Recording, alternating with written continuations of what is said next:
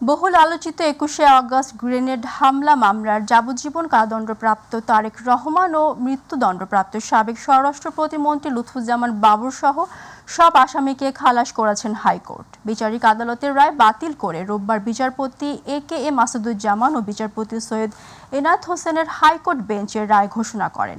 রায়ের পর্যবেক্ষণে হাইকোর্ট বলেন, কে গ্রেনেড সরবরাহ করেছে তা তদন্ত কর্মকর্তা চার্জশিটে উল্লেখ করেনি এবং কে সমাবেশে তা ছুড়েছে সাক্ষীরা তা বলতে পারেননি।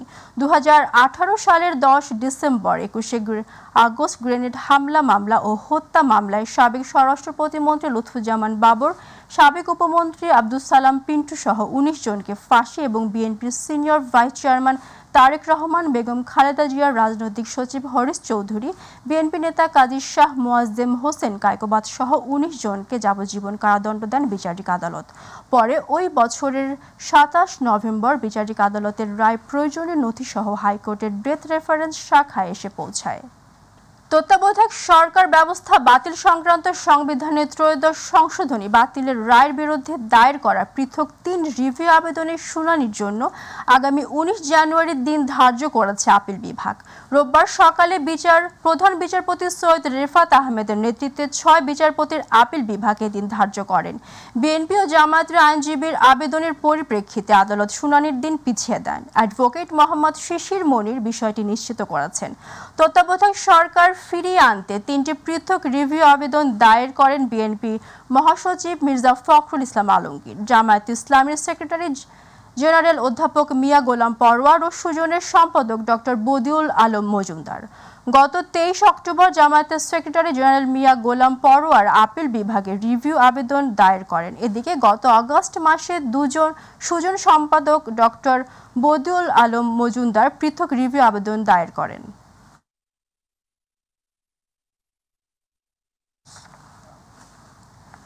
দেশের এই ক্রান্তিকালে সেনাবাহিনী পাশে দাঁড়িয়েছে। সবাই মিলে একসাথে কাজ করলে দেশের এই ক্লান্তিলগ্ন থেকে বের হওয়া যাবে। ঢাকা সেনানিবাসের আর্মি মাল্টিপারপাস কমপ্লেক্স মুক্তিযোদ্ধা সেনা সদস্যবৃন্দকে সংবর্ধনা এবং সেনাবাহিনীর শান্তিকালীন পদক অনুষ্ঠানে মন্তব্য করেন সেনাবাহিনীর প্রধান জেনারেল ওয়াকারুজ্জামান। এ সময় ২০২৩-২৪ অর্থ বছরে শান্তিকালীন সময় বিভিন্ন বীরত্বপূর্ণ কাজের স্বীকৃতি স্বরূপ ২৮ জন সেনা সদস্যকে পদক পরিয়ে দেন সেনাপ্রধান, যার মধ্যে ৫ জন সেনাবাহিনী পদক, ৫ জন অসামান্য সেবা পদক, ১৮ জন বিশিষ্ট সেবা পদক প্রাপ্ত হন। এ সময় খেতাবপ্রাপ্ত ও বীর মুক্তিযোদ্ধা সেনা সদস্য এবং তাদের নিকটাত্মীয়দের সঙ্গে কুশলাতি বিনিময় ও শুভেচ্ছা উপহার দেন সেনাপ্রধান। এ সময় মুক্তিযোদ্ধাদের অবদানের কথা স্মরণ করে সেনাপ্রধান বলেন, মুক্তিযোদ্ধাদের জন্য আজকের এই অবস্থান। দেশের শান্তি রক্ষায় দিনরাত আইন শৃঙ্খলা রক্ষার কাজে সেনাবাহিনী কাজ করে যাচ্ছে। আপনারা খালি মুক্তিযুদ্ধ করে দেশ স্বাধীনই করেননি, পরবর্তীকালে সেনাবাহিনী যখন নতুন ছিল, সৃষ্টির সময় থেকে এই সেনাবাহিনীর আপনারা অবদান রেখেছেন। আপনাদের এই অবদানের ফলশ্রুতিতেই আজকে যে সেনাবাহিনী আমরা এখানে দাঁড়িয়ে আছি, সেই সেনাবাহিনী, এবং এই সেনাবাহিনী দেশের ক্রান্তিকালে অনেক ভালো কাজ করে যাচ্ছে। দেশ এবং জাতি এই সেনাবাহিনীর কাছে কৃতজ্ঞ। রাজধানীর কারওয়ান বাজারে শনিবার রাতে সাংবাদিক মুন্নী সাহাকে কিছু লোক ঘেরাও করে। পরে খবর পেয়ে পুলিশ তাকে উদ্ধার করে তেজগাঁও থানায় নিয়ে যায়। পরে তাকে ঢাকা মহানগর গোয়েন্দা পুলিশের কার্যালয়ে নেওয়া হয়। তবে প্যানিক অ্যাটাকে অসুস্থ থাকায় জামিনের শর্তে তাকে পরিবারের জিম্মায় হস্তান্তর করা হয়েছে। ঢাকা মহানগর পুলিশের অতিরিক্ত কমিশনার গোয়েন্দা রেজাউল করিম মল্লিক সাংবাদিকদের বলেন, যেহেতু তার নামে ৪টি মামলা আছে, সেগুলোতে জামিনের শর্তে তাকে পরিবারের জিম্মায় হস্তান্তর করা হয়েছে। গত ৬ অক্টোবর মুন্নী সাহার সব ধরনের ব্যাংক হিসাবের তথ্য চায় Bangladesh financial intelligence unit BFIU। চিঠিতে মুন্নী সাহার আমানত, ঋণ, credit card, foreign trade exchange, locker ও অফশোর ব্যাংকিংয়ের তথ্য চাওয়া হয়।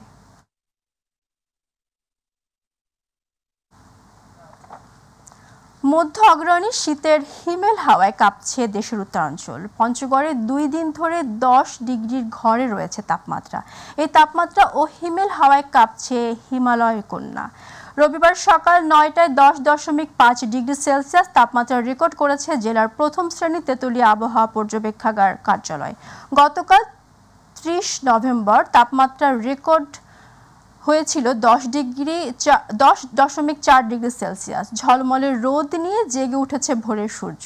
সূর্যের আলো ছাড়াও অনুভূত হচ্ছে কনকনে শীত। তবে শীত উপেক্ষা করে কাজে ছুটছেন বিভিন্ন শ্রেণীর পেশার মানুষ। নবান্নের ধান মাড়াই নিয়ে ব্যস্ত সময় পার করছেন ঘরের কৃষানীরা। শীতের প্রকোপ বাড়তে থাকায় হাসপাতাল ও অন্যান্য স্বাস্থ্যকেন্দ্রে শিশু ও বয়স্করা সর্দি, কাশি, নিউমোনিয়া ও ডায়রিয়া আক্রান্ত হয়ে চিকিৎসা নিচ্ছেন।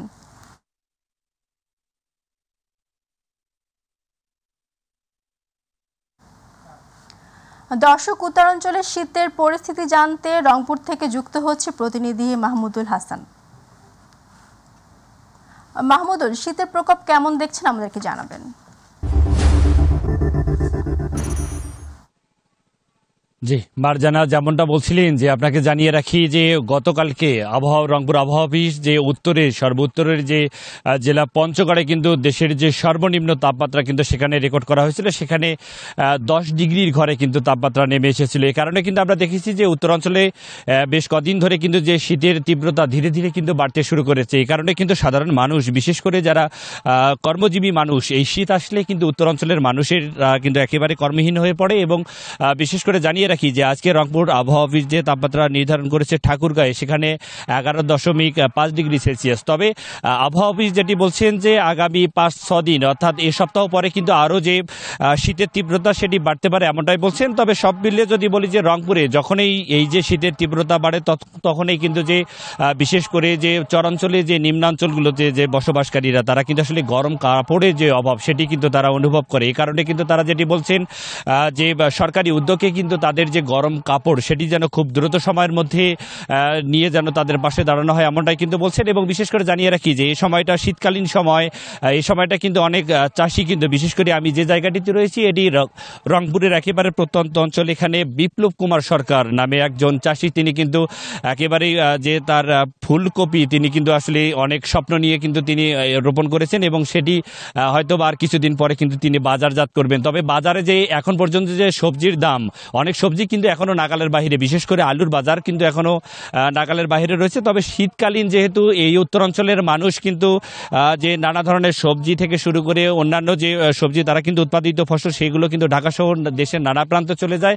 তবে শীত আসলে বিশেষ করে কর্মহীন হয়ে পড়ে এখানকার মানুষরা। এখানে আমরা বিশেষ করে দেখেছি যে রংপুর মেডিকেল কলেজ হাসপাতাল সহ জেলা উপজেলা জুড়ে যে সরকারি স্বাস্থ্য কমপ্লেক্সগুলো রয়েছে সেখানে আমরা শীতজনিত নানা রোগে আক্রান্ত হয়ে কিন্তু আমরা দেখেছি যে বয়োজ্যেষ্ঠ এবং বিশেষ করে শিশুরা কিন্তু ঠান্ডাজনিত নানা রোগে আক্রান্ত হয়ে তারা কিন্তু চিকিৎসা নিচ্ছেন। এতে করে বাড়তি রোগীদের চাপ কিন্তু আমরা হাসপাতালগুলোতে দেখেছি এবং রোগীদের যে বাড়তি চাপ এটি সামাল দিতেও কিন্তু হিমশিম খাচ্ছে ডাক্তাররা। এবং সব মিলে যদি বলি যে এখানে আসলে বিশেষ করে আমরা দেখেছি চরাঞ্চলগুলোতে মানুষরা কিন্তু, আমরা সেখানে অনেক মানুষের সাথে কথা বলেছি, এই যে শীতের সময় কিন্তু তারা নানা কষ্টে থাকে, বিশেষ করে গরম কাপড়ের অভাব, এই যে তাদের পরিবার পরিজন নিয়ে বিশেষ করে ছোট বাচ্চারাও কিন্তু সেখানে এই যে শীতজনিত নানা রোগে আক্রান্ত হয়ে কিন্তু তারা বিশেষ করে ডায়রিয়া, নিউমোনিয়া সহ জ্বর, সর্দি, কাশি নিয়ে কিন্তু অনেক শিশুরা কিন্তু মেডিকেল হাসপাতালগুলোতে আমরা দেখেছি যে সেখানে কিন্তু তারা আসলে ভিড় করছেন এবং চিকিৎসা নিচ্ছেন।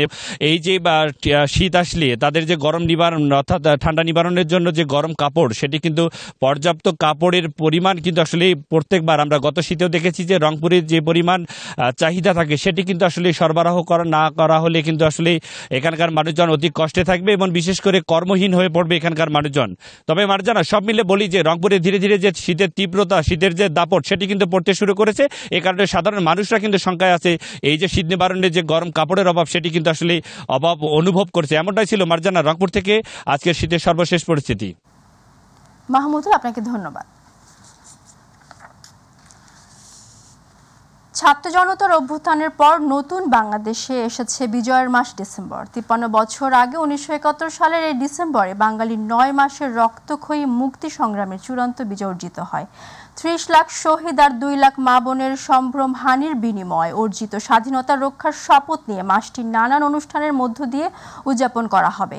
বিজয়ের মাসে পুরো বাঙালি জাতি কৃতজ্ঞ চিত্তে শ্রদ্ধা নিবেদন করবেন মহান মুক্তিযুদ্ধে আত্ম উৎসর্গকারী বীর শহীদদের, যাদের এক সাগর রক্তের বিনিময়ে অর্জিত হয়েছে আমাদের এই মহান স্বাধীনতা। দীর্ঘ 9 মাস সশস্ত্র স্বাধীনতা সংগ্রামের এক ঐতিহাসিক ঘটনার মধ্য দিয়ে বাঙালি জাতির কয়েক হাজার বছরের সামাজিক, রাজনৈতিক, অর্থনৈতিক স্বপ্ন স্বাদ পূরণ করে এই মাসে। বাঙালি জাতির সর্বশ্রেষ্ঠ অর্জন মুক্তিযুদ্ধের অবিস্মরণীয় গৌরবদীপ্ত চূড়ান্ত বিজয় মাসে এ মাসের 16 ডিসেম্বর স্বাধীন জাতি হিসাবে সমগ্র বিশ্বে আত্মপরিচয় লাভ করে বাঙালিরা, অর্জন করে নিজস্ব ভূখণ্ড আর সবুজের বুকে লাল সূর্য খচিত নিজস্ব জাতীয় পতাকা।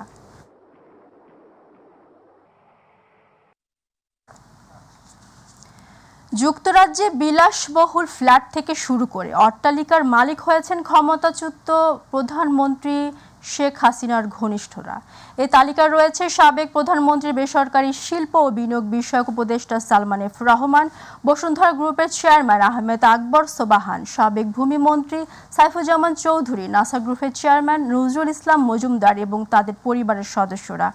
ব্রিটিশ সংবাদ মাধ্যম অবজারভার ও বার্লিন ভিত্তিক দুর্নীতি বিরোধী প্রতিষ্ঠান ট্রান্সপারেন্সি ইন্টারন্যাশনালের যৌথ অনুসন্ধানে জানা যায় এসব ব্যক্তিদের নামে দেশটির বিভিন্ন স্থানে প্রায় 350টি সম্পত্তি রয়েছে। যুক্তরাজ্য ও দেশটির বাইরের বিভিন্ন প্রতিষ্ঠানের নামে এ সম্পত্তির বেশিরভাগ কেনা হয়েছে।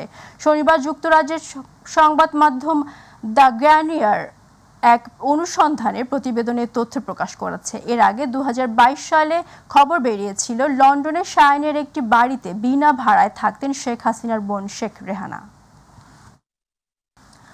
আজ বিশ্ব এইডস দিবস। মরণব্যাধি এইডসকে রুখে দিতে বিশ্ব সচেতনতা গড়ে তুলতে প্রতি বছর 1 ডিসেম্বর পালিত হয় দিবসটি। প্রতিবারের মতো বাংলাদেশও যথাযথ উদ্যোগ গ্রহণ করার মাধ্যমে পালিত হচ্ছে এই দিবস। বিশ্বের প্রতিটি দেশে 1988 সাল থেকে বিশ্ব এইডস দিবস পালিত হয়ে আসছে। এবছর দিবসটির প্রতিপাদ্য বিষয় হলো অধিকার নিশ্চিত হলে এইচআইভি এইডস চলে যাবে। ইউএন এইডসের তথ্য অনুযায়ী বর্তমানে বিশ্বে প্রায় 34 মিলিয়ন এইডস আক্রান্ত রোগী রয়েছে এবং প্রায় 35 মিলিয়ন মানুষ এই মরণঘাতী রোগে মৃত্যুবরণ করেছেন। এইচআইভি ভাইরাসের মাধ্যমে এই মরণ ব্যাধি একজন থেকে অন্যজনের মধ্যে সংক্রমিত হয়। ভাইরাসটি ধীরে ধীরে শরীরের রোগ প্রতিরোধ ক্ষমতা অকার্যকর করে দেয়, ফলে একসময় মৃত্যুর কোলে ঢলে পড়ে রোগী। তাই রোগটি থেকে বাঁচতে প্রতিরোধ এবং জনসচেতনতা সৃষ্টির বিকল্প নেই। অপারেশন থিয়েটার পর্যাপ্ত চিকিৎসা সরঞ্জামাদি সব থাকা সত্ত্বেও শুধুমাত্র বিশেষজ্ঞ চিকিৎসকদের অভাবে দীর্ঘ 1 যুগের বেশি সময় ধরে অস্ত্রোপচার বন্ধ রয়েছে ঝালকাঠির নলছিটি উপজেলার স্বাস্থ্য কমপ্লেক্সে। পর্যাপ্ত ডাক্তার আর প্রয়োজনীয় সংখ্যক কর্মচারীর অভাবে ব্যাহত হচ্ছে চিকিৎসা সেবা। এর ফলে উপজেলাবাসীর ভোগান্তির যেন নিত্য নৈমিত্তিক ঘটনায় পরিণত হয়েছে। তবে হাসপাতাল কর্তৃপক্ষের দাবি শূন্য পদগুলো পূরণের জন্য মন্ত্রণালয়ে বারবার চিঠি দিয়েও সমাধান হচ্ছে না। প্রতিনিধি রাশেদ খান মিঠুর তথ্যচিত্রে আরও জানাচ্ছেন শামস তাবরিজ উচ্ছ্বাস। 10টি ইউনিয়ন ও একটি পৌরসভায় 2,15,000 জনগণের স্বাস্থ্যসেবায় প্রধান ভরসা নলছিটি উপজেলা স্বাস্থ্য কমপ্লেক্স। অপারেশন থিয়েটার ও পর্যাপ্ত চিকিৎসা সরঞ্জামাদি থাকলেও শুধুমাত্র বিশেষজ্ঞ চিকিৎসক সংকটে মিলছে না কাঙ্ক্ষিত সেবা। ফলে সিজার সহ অন্যান্য অপারেশনের জন্য রোগীদের ছুটতে হচ্ছে ঝালকাঠি সদর হাসপাতাল ও বরিশাল শেরেবাংলা মেডিকেল কলেজ হাসপাতালে। দূর দূরান্ত থেকে আসা রোগীরা পড়ছেন চরম ভোগান্তিতে। 28 থেকে 30 জন এমবিবিএস ডক্টর নিয়োগ প্রাপ্ত, তারা কেউ আসে না, আসলে ওই জায়গায় স্টে করে না, চলে যায়। ওই ডাক্তার নাই, ডাক্তার একজন ডাক্তার ওই আইয়া গেছে ট্রিটমেন্ট করে না, যে কি কোন জায়গায় কি হয়েছে না হয়েছে এছাড়াও এই স্বাস্থ্য কমপ্লেক্সে খাবারের মান নিয়ে উঠেছে নানা প্রশ্ন। এখানে অস্বাস্থ্যকর পরিবেশে করা হচ্ছে রান্নাবান্নার কাজ। চিকিৎসা নিতে আসা রোগীরা পাচ্ছেন না কাঙ্ক্ষিত ঔষধও। ডাক্তার খুঁজেও পাওয়া যায় না, পরিবেশও ভালো না, খাবার দাবারের মান ভালো না। ঔষধ পানি কিছু দেন, ক্যালসিয়াম চাইলাম, একটু গ্যাস্ট্রিক চাইলাম, কিছুই দিলে না। এখানে অপারেশনের সকল সুযোগ সুবিধা থাকলেও নেই সার্জন বিশেষজ্ঞ। এছাড়াও হাসপাতালে 32 জন কনসালটেন্ট থাকার কথা থাকলেও রয়েছে মাত্র 3 জন। রয়েছে কর্মচারীরও সংকট। জনবল সংকটের কথা জানিয়ে উপজেলা স্বাস্থ্য বিভাগের এই কর্মকর্তা বলেন, ঊর্ধ্বতন কর্তৃপক্ষের কাছে বারবার চিঠি দিয়েও এখনো এর সমাধান হয়নি। প্রথমে ডাক্তারের ভীষণ সংকট, যেটা হচ্ছে আপনার 32 জন ডাক্তারের পোস্ট, সেখানে আমার কনসালটেন্ট সহ আর কি। সেখানে আপনার এখন কর্মরত আছে একজন মেডিকেল অফিসার এবং হচ্ছে 2 জন কনসালটেন্ট। বিশেষজ্ঞ সহ গুরুত্বপূর্ণ চিকিৎসকদের শূন্য পদগুলো দ্রুত পূরণ করে চিকিৎসার মান উন্নয়নে গুরুত্ব দিবে কর্তৃপক্ষ, এমনটাই প্রত্যাশা উপজেলাবাসীর। শামস তাবরিজ উচ্ছ্বাস, মাই টিভি নিউজ ডেস্ক।